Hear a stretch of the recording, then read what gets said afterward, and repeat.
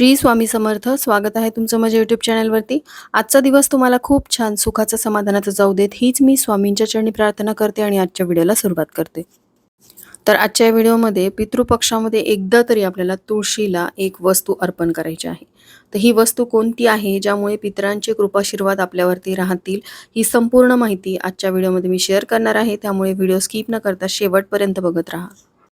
पितृपक्ष हा 29 सप्टेंबरपासून सुरू झालेला आहे. 14 ऑक्टोबरला तो संपेल.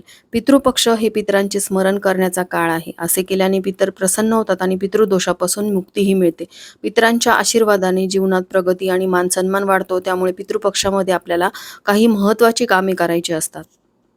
पितरांची सेवा आपल्याकडून नित्य नियमाने व्हायला हवी, पण आजच्या धावपळीच्या युगामध्ये रोज ह्या सेवा करणं शक्य होत नाही. त्यामुळेच किमान पितृपक्षामध्ये तरी आपल्या पितरांची सेवा करून त्यांचे कृपाशीर्वाद मिळवण्यासाठी, त्याचबरोबर आपल्या मागे असलेले दोष नाहीसे करण्यासाठी काही सेवा करायच्या असतात.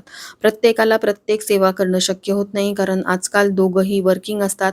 अशा वेळेस सगळ्या सेवा करणं शक्य होत नाही, पण किमान साधे सोपी उपाय आणि पितरांचं स्मरण करून देखील आपल्या मागे असलेले पितृदोष आपण नाहीसे करू शकतो.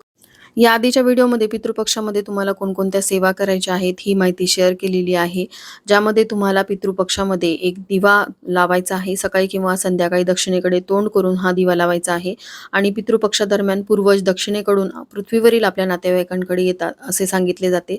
तसेच ज्या दिवशी आपण आपल्या पितरांचे श्राद्ध करतो त्या दिवशी दक्षिणेकडे तोंड करून पितरांना आवाहन केले जाते.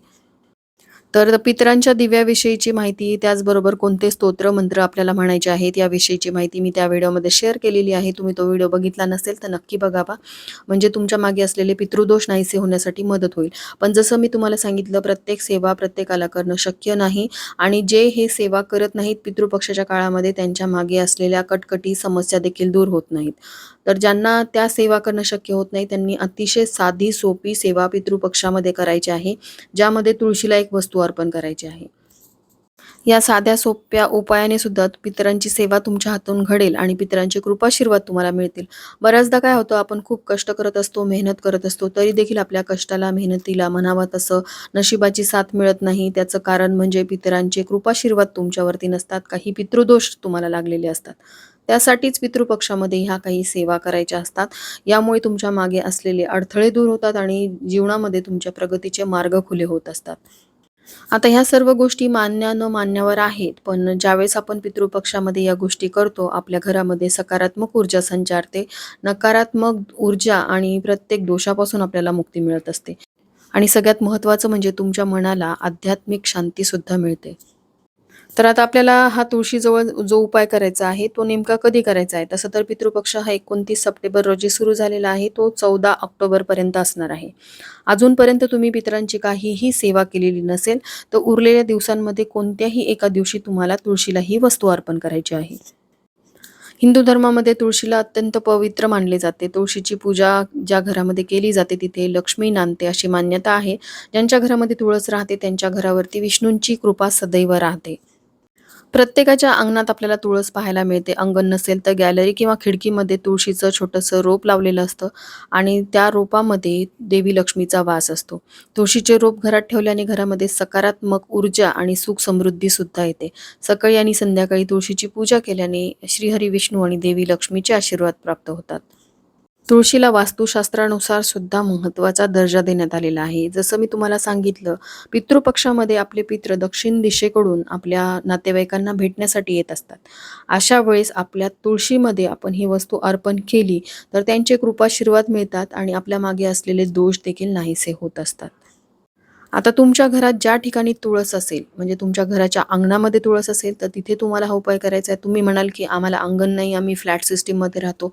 मग अशा वेळेस आम्ही हा उपाय कसा करावा? कारण आमची जी तुळस आहे ती बाल्कनीमध्ये आहे. तुमची तुळस कुठेही असेल, तुम्ही त्या तुळशीजवळ हा उपाय करायचा आहे. तर आता ह्या उरलेल्या दिवसांमध्ये कोणत्याही एका दिवशी तुम्हाला हा उपाय करायचा आहे. तर सकाळी आपल्याला लवकर उठायचं आहे, घरासमोरील अंगण स्वच्छ झाडून घ्यायचं, तिथे पाणी शिंपडायचं आहे, कारण ह्या गोष्टी केल्यामुळे आपल्या घरामध्ये सकारात्मक ऊर्जेचा संचार राहतो आणि घरामध्ये जर सकारात्मक ऊर्जा असेल तर आपोआपच घरामध्ये असलेल्या कटकटी, भांडणं, वास्तुदोष नाहीसे होण्यासाठी मदत होते. तर घरासमोरील अंगण झाडायचं, तिथे पाणी शिंपडायचं, सुंदर अशी रांगोळी काढायची. त्यानंतर तुमची जेव्हा केव्हा देवपूजा होईल, देवपूजा झाल्यानंतर मग आपल्याला तुळशीची पंचोपचारे पूजा करून घ्यायची आहे, ज्यामध्ये तुम्हाला तुळशीला पाणी अर्पण करायचं आहे, त्यानंतर हळदी कुंकू अक्षदा फूल अर्पण करायचं, धूप दीप दाखवायचं आहे. तसं तर रोजच अशा प्रकारे आपण ही सेवा तुळशीसमोर करत असतो, म्हणजे तुळशीची पंचोपचारे पूजा करतो, देवपूजा करत असतो. पण या पितृपक्षामध्ये तुळशीला कोणत्याही एका दिवशी जर तुम्हाला शक्य झालं तर तुम्ही रोजच अर्पण केली तर खूपच उत्तम राहील.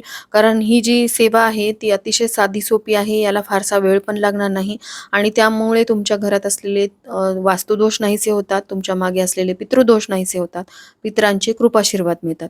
तुम्हाला असं वाटलं की मी रोज ही सेवा करू शकते तर तुम्ही रोज केली तर खूप उत्तम, किंवा कोणत्याही एका दिवशी तुम्हाला ही सेवा करायची आहे. तर आता तुळशीची तुम्ही पंचोपचारे पूजा करून घेतल्यानंतर मग तुम्हाला काय करायचं आहे, तुमच्या घरात असलेली कोणतीही वाटी तुम्ही घेऊ शकता. स्टीलची असेल, पितळेची, तांब्याची कोणतीही वाटी असेल ती वाटी तुम्हाला घ्यायची आहे आणि यामध्ये आपल्याला गंगाजल टाकायचं आहे. आता हे जे गंगाजल आहे तुम्हाला देवाचं सामान जिथे मिळतं तिथे सहज मिळून जाईल आणि तुमच्याकडे जर ते असेल तर तेच गंगाजल तुम्हाला वापरायचे. कारण गंगाजल हे खूप दिवस जशाला तसं बॉटलमध्ये राहतं. पण तुमच्या घरामध्ये जर गंगाजलची बॉटल अशी नसेल तर ती विकत आणा. आणि जसं मी तुम्हाला सांगितलं पितृपक्षामध्ये कोणत्याही एका दिवशी तुम्ही हा उपाय करू शकता. तर अजून बरेच दिवस शिल्लक आहेत, तर कोणत्याही एका दिवशी तुम्ही हा गंगाजल चा उपाय तुळशीसमोर करू शकता.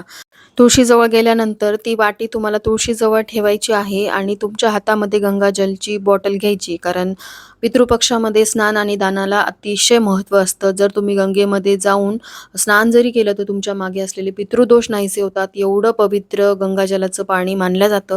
तर ह्या पाण्याचं आपल्याला आपल्या पितरांचं स्मरण करत ते पाणी त्या वाटीमध्ये टाकायचं आहे.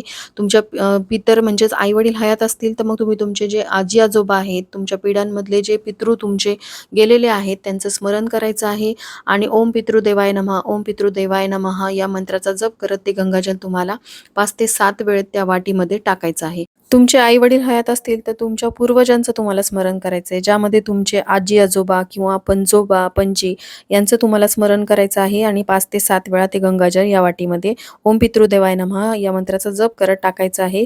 तुळस ही अत्यंत शुद्ध आणि पवित्र मानल्या जाते आणि त्याचबरोबर गंगाजल देखील अतिशय शुद्ध पवित्र असतं. त्यामुळे दोन्हीही ऊर्जा, तुळशीची आणि गंगाजलाची ऊर्जा त्या पाण्यामध्ये सामावली जाईल आणि तुम्हाला पितृदोषापासून मुक्ती मिळण्यासाठी मदत होईल. त्यानंतर ही वाटी तुम्हाला उचलायची आहे आणि तुमच्या घरामध्ये जेवढ्या रूम आहेत, बाथरूम सोडून तेवढ्या रूममध्ये तुम्हाला ते गंगाजलाचं पाणी शिंपडायचं आहे. या अतिशय साध्या सोप्या उपायामुळे तुमच्या घरामध्ये असलेले पितृदोष नाहीसे होतील, पितरांचे कृपाशीर्वाद तुम्हाला मिळतील. एवढी ही प्रभावी सेवा आहे.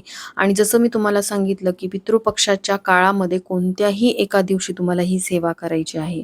तर अजूनपर्यंत तुम्ही कोणतीच पितरांची सेवा केलेली नसेल. बरेच जण म्हणतात की आमचे आई वडील हयात आहेत, ते ते सर्व पितरांच्या सेवा करतात, मग आम्ही कशाला वेगळ्या करायच्या. तर तसं मी प्रत्येक व्हिडिओमध्ये तुमच्यासोबत शेअर केलेलं आहे की पितृदोष हे प्रत्येकाचे वेगवेगळे असतात. आता तुम्हाला जरी पितृदोष नसेल तर तुमच्या पत्नीचा पितृदोष सुद्धा असतो. जसं एक स्त्री तिच्यासोबत असलेले पितृदोष सोबत घेऊन सासरी येते, त्यामुळे तिच्याकडून सुद्धा पितरांची सेवा व्हायला हवी. तिचे आईवडील हयात असतील, तुमचे आईवडील हयात असतील आणि तुमचे आईवडील पितरांची सेवा करत असतील तरी देखील ह्या साध्या सेवा तुम्हाला करायच्या आहेत. कारण तुमच्या मार्गामध्ये येणारे अडथळे दूर व्हावेत असं तुम्हाला वाटत असेल तर तुमची पितरांची सेवा, तुमच्या पूर्वजांची सेवा ही तुमच्या हातून घडायला हवी. जरी तुमचे आई-वडील पितरांच्या त्या तिथीला ह्या सेवा करत असतील, म्हणजे पितरांचं श्राद्ध घालणं, त्यांना जेवू-खाऊ घालणं, तरी देखील तुम्हाला पितरांचं स्मरण करून, म्हणजेच तुमच्या आजी-आजोबा असतील किंवा तुमचे पणजोबा असतील, प्रत्येकाचं स्मरण करून त्यांचे कृपाशीर्वाद राहण्यासाठी त्यांच्याकडे प्रार्थना करायची आहे. आणि एवढ्या साध्या सोप्या उपायाने सुद्धा तुमच्या मागे असलेले पितृदोष नाहीसे होतील आणि तुमच्या हातून पितरांची सेवा घडेल आणि तुमच्या मार्गामध्ये येणारे सर्व अडथळे दूर होतील. एवढी ही प्रभावी आणि साधी सोपी सेवा आहे. प्रत्येकाने ही सेवा पितृपक्षाच्या या काळामध्ये कधीही कोणत्याही दिवशी करावी आणि ज्याप्रमाणे मी सांगितलेलं आहे अगदी त्याच प्रकारे तुम्हाला ती सेवा करायची आहे. तर झालेली सेवा मी स्वामींच्या चरणी अर्पण करते. इथेच व्हिडिओचा एंड करते. व्हिडिओ आवडला असेल तर लाईक, शेअर, सबस्क्राईब करा. भेटूयात अशाच एका नवीन व्हिडिओसोबत. तोपर्यंत सर्वांना श्री स्वामी समर्थ.